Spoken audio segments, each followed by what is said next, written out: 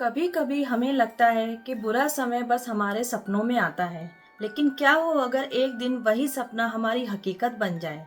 नमस्कार दोस्तों, मैं हूं कंचन और आज मैं आपको जो कहानी सुनाने जा रही हूं वो कहानी है लखनऊ की पुरानी गलियों में बसे एक ऐसे घर की जहां एक नौजवान अपने सपनों के साथ आया था और फिर ऐसी दुनिया में फंस गया जहां से लौटना लगभग असंभव था।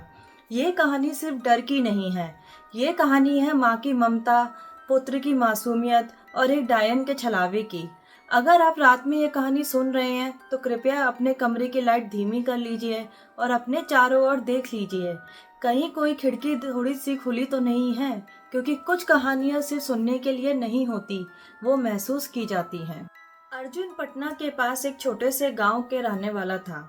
साफ दिल, मेहनती, पर किस्मत हमेशा उसके खिलाफ रही। पिता का देहांत अचानक हार्ट अटैक से हुआ और घर की जिम्मेदारी उसके कंधों पर आ गई। माँ राधा एक सीधी सादी औरत जो हर दिन मंदिर में दिया जलाती थी।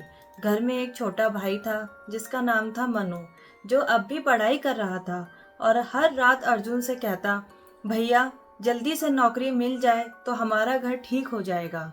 अर्जुन ने कहा, हाँ मनु, इस बार मैं लखनऊ जा रहा हूँ, सुना है वहाँ काम बहुत है, कुछ तो हो ही जाएगा। लखनऊ एक शहर जो दिखने में बड़ा है पर दिल में बहुत पुराना। यहाँ की गलियों में हवाओं के साथ इतिहास चलता है। पुराने महलों के बीच से हवा गुजरती है तो ऐसा लगता है जैसे किसी ने कुछ कहा या किसी ने फुसफुसाया। अर्जुन बस से लखनऊ पहुंचा।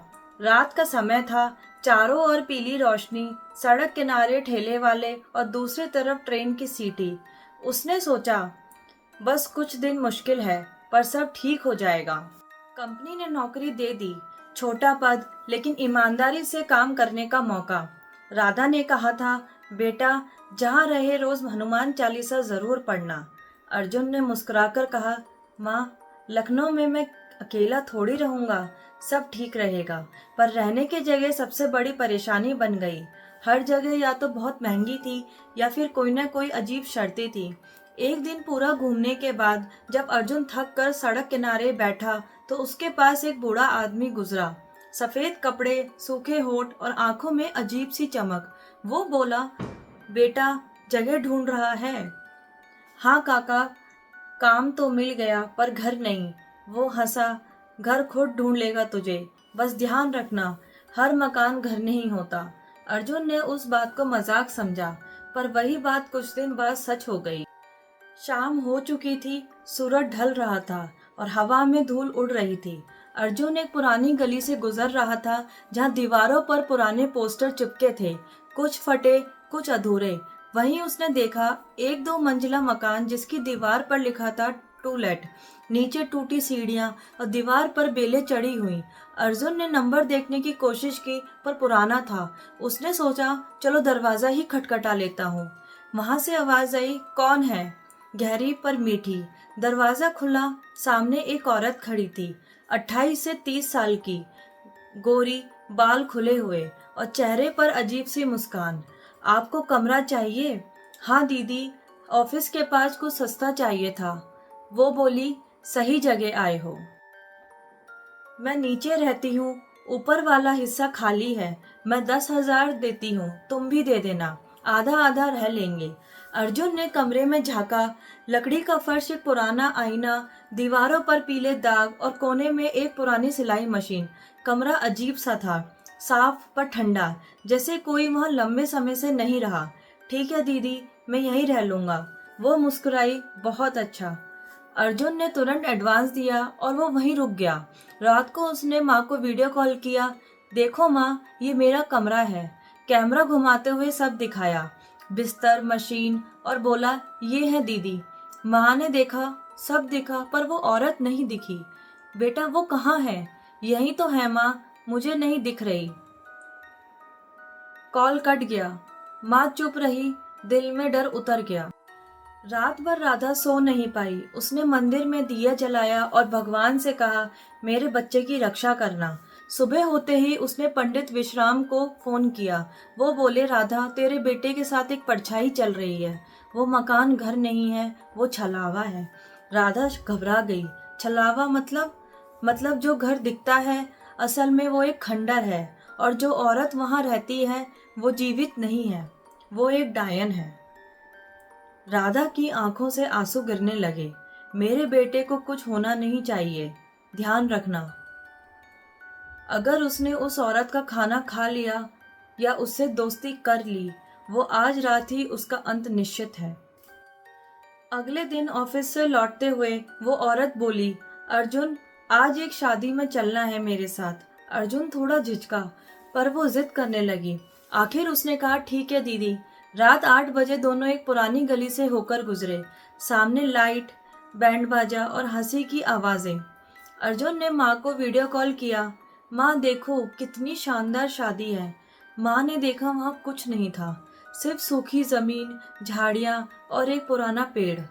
बेटा वहां से निकल जा, माँ ने कहा। क्यों माँ? बस निकल जा। कॉल कट गया।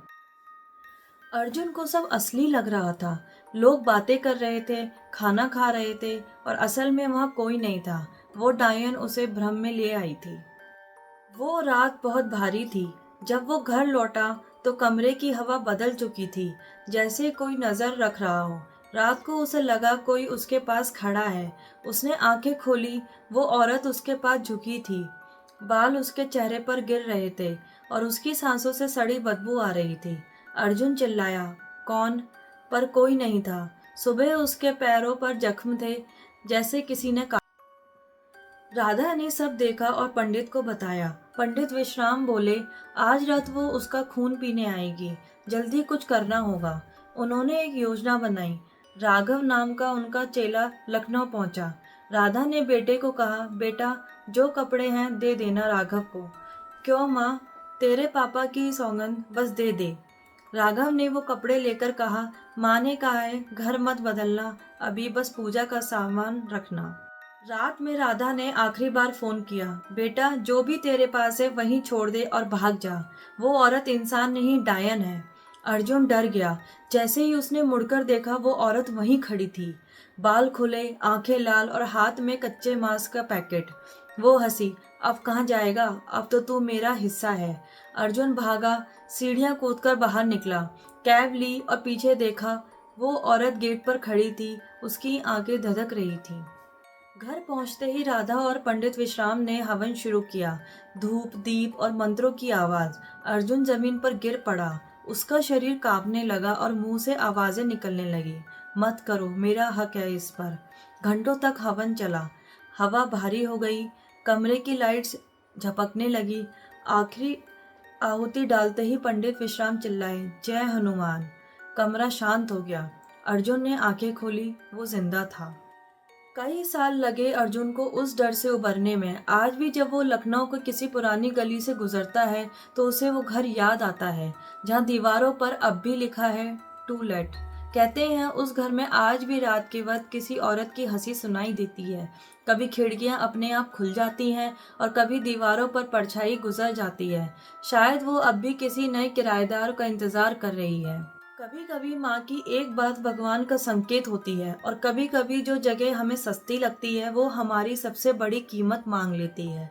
अगर आप रात में कहीं सुनसान जगह से गुजरें और कोई कहे कमरा खाली है, तो 2 बार सोचिएगा, क्योंकि शायद वहाँ कोई पहले से रहता हो। अगर आपको ये कहानी पसंद आई हो तो चैनल को लाइक करें, शेयर करें, सब्सक्राइब करें स्टोरीज बाय कंचन को। मिलते हैं अगले एपिसोड में एक नई कहानी के साथ। और अगर आप अपनी ज़िंदगी से जुड़ी कोई कहानी मुझे बताना चाहते हैं तो आप मेरे mail ID stories by kanchan@gmail.com पे शेयर कर सकते हैं।